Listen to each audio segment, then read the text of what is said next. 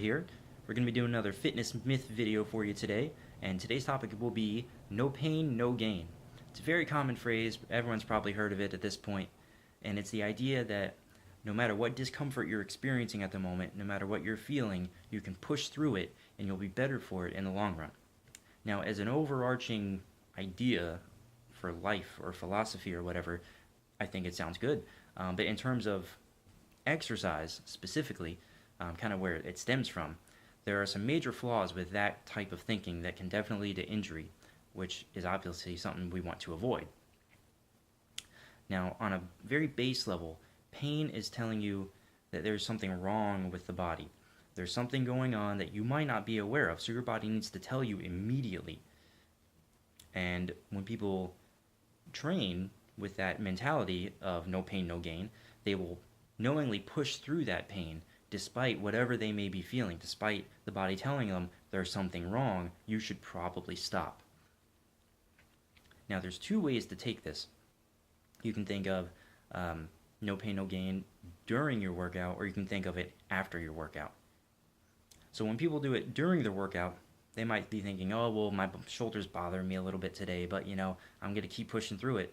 No pain, no gain, right? And that's not really a good way to think of it. And that's something I try to instill in my clients, is trying to distinguish what is actual pain and what is maybe something like fatigue, or an acceptable form of discomfort. So say if we're doing a squat or a leg extension and they say, well, my quads hurt after doing that set, I'll stop them right there, and I'll really try to identify what they're trying to say by my quads hurt. So is it actually painful, or do you feel tired? Do you feel it in your knees or your hips or something like that? And usually, hopefully, people will say, oh, actually it's really just more fatigue because I'm not feeling it right now. And that'll happen especially when people are starting off and your body doesn't know the difference between those yet, because you haven't done this enough to really get used to those limitations in your own body. And that's just something that takes time. It'll happen. You just have to, the more you do it, the more you're gonna feel those limitations in your body. So it'll take time. The second way you can think of this no pain, no gain idea is soreness after a workout. So this is commonly referred to as delayed onset muscle soreness, or DOMS for short. Now, DOMS will typically last from the next day to even up to 3 days after of soreness in whatever particular area you might have been working. And the good thing about that is that it's natural, so that's supposed to happen. It's your body protecting that area because it's repairing, it's rebuilding after what you did to it. So that's what you want to happen. Now, over time, as you become better trained, your body is better able to handle that stress, and it's better at adapting to what you're doing to it. So you're not going to feel that same soreness. You're not going to feel that same DOMS like you did before. Now, what people will make the mistake of doing, and I've been very guilty of this myself, is they'll keep thinking, well, I want to feel sore because I know I was doing something back then. I know I was making gains back then. So I should be sore now because I really want to keep pushing myself. And so what happens is you keep pushing harder and harder and harder because you really want to feel sore, because that's your identifier of what was a good workout.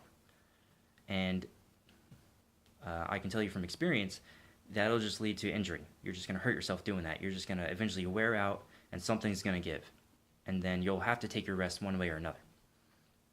So those are just two things I want to keep in mind about the whole idea of pain and gain.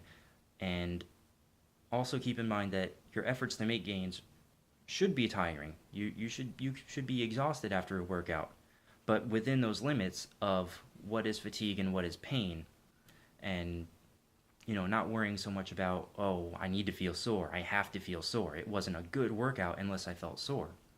So I want to say two more things, and then I'll let you guys go for the day. And that is two things to keep in mind. One, respect your body's limitations. They're there for a reason. Again, the pain is there to tell you that something is wrong, especially if you're not used to it. If you're starting out, your body's going to be telling you there's a lot of new stuff going on.